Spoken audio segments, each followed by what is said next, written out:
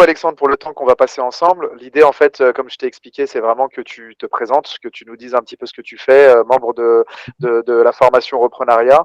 Et on a pas mal de questions pour toi parce que tu as un très très beau parcours. Et du coup, voilà, l'idée c'est de savoir, on peut commencer par la base, déjà qui tu es, d'où tu viens, ce que tu fais, ton parcours. Et ensuite on parlera de la partie formation avec grand plaisir. Je t'écoute. Bah écoute, moi c'est Alexandre Klein, je suis là par rapport à ça, je suis en train de reprendre une entreprise, une imprimerie du côté de Chalon-sur-Saône, D'accord. entre Dijon et voilà. Qu'est-ce qui t'a poussé en fait à découvrir la formation Reprenariat? Comment tu es tombé dessus? Est-ce que tu avais déjà des personnes qui étaient dans la formation? Comment ça s'est passé? Alors, je me souviens plus exactement comment je suis tombé dessus, hein, mais je sais que c'était par rapport à mon intérêt sur moi le fait de reprendre des entreprises, parce que Mhm, je trouve ça moins contraignant que d'en créer une et de partir de zéro. Donc mhm. c'est pour aller plus vite, c'est pour aller plus vite et mettre moins d'efforts. C'est plus simple de reprendre déjà une entreprise qui est déjà en Donc la place et puis croissance de faire une externe. création individuelle. Oui, c'est ça exactement. Moi, Ok, c'est la super. croissance externe, c'est pour garder les boîtes.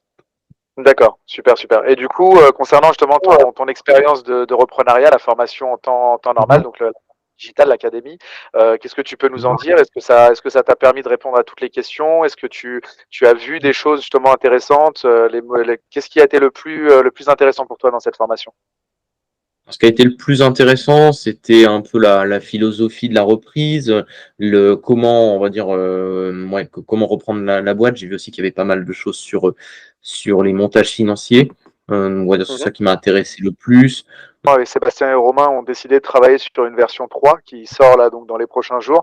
Et du coup, cette version 3 va aider parce qu'on va parler vraiment exclusivement de la partie boîte, donc scène, et surtout comment développer cette boîte en interne, comment bien déjà au départ sourcer correctement une boîte qui soit potentiellement scalable et surtout sur lequel tu n'as pas travaillé vraiment de manière intégrée comme c'était le cas dans les boîtes en difficulté où il faut vraiment mettre Ouais, le pilotage, ce serait le bien.